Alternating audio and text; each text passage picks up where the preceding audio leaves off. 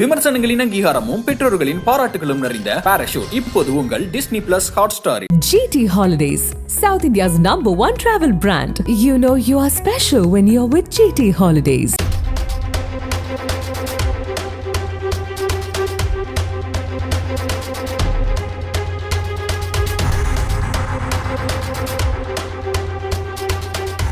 தூத்துக்குடி மாவட்டம் கோவில்பட்டி காந்திநகர் பகுதியைச் சேர்ந்தவர் கூலி தொழிலாளி கார்த்திக் முருகன். இவரது மனைவி பாலசுந்தரி. இந்த தம்பதியின் இரண்டாவது மகன் கருப்பசாமி அந்த பகுதியில் உள்ள நகராட்சி பள்ளி ஒன்றில் 5ஆம் வகுப்பு படித்து வந்துள்ளான்.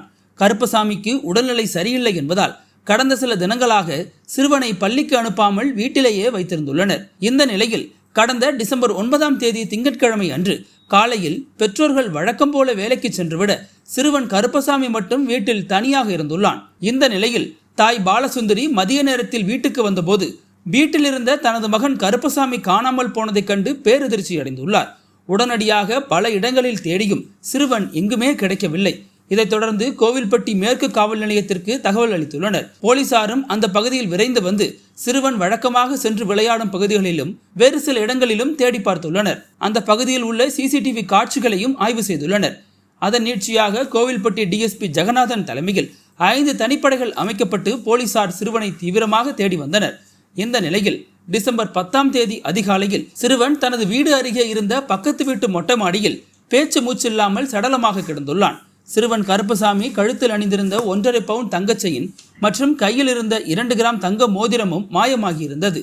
இந்த வழக்கில் தூத்துக்குடி மாவட்ட போலீசார் காந்திநகர் பகுதியைச் சேர்ந்த சந்தேகத்திற்கிடமான 45 பேரை பிடித்து இரவு பகலாக விசாரணை நடத்தினர். ஆனால் அவர்கள் அளிக்கும் தகவல்கள் முன்னுக்கு பின் முரணாக இருந்ததால் போலீசார் குழப்பமடைந்தனர்.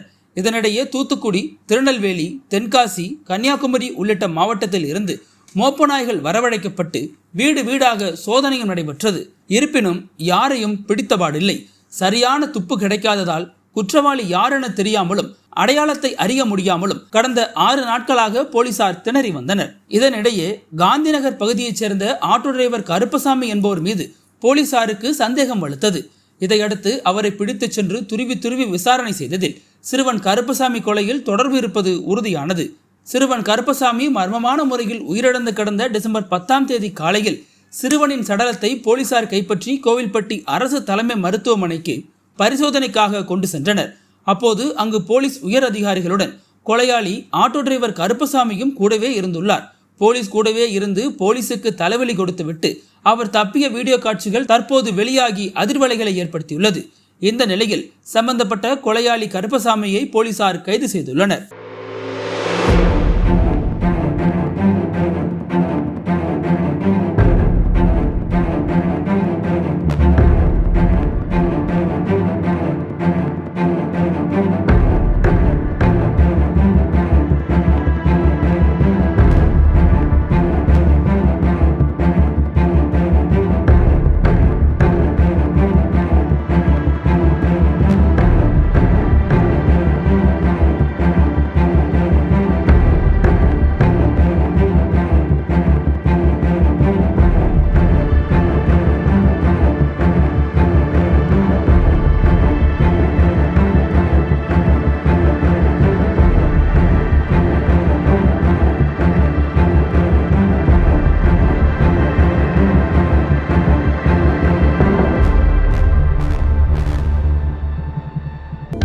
அனல் பறக்கும் செய்திகளை அப்டேட் செய்து கொள்ள நக்கீரன் களத்தை இப்பவே சப்ஸ்கிரைப் பண்ணுங்க.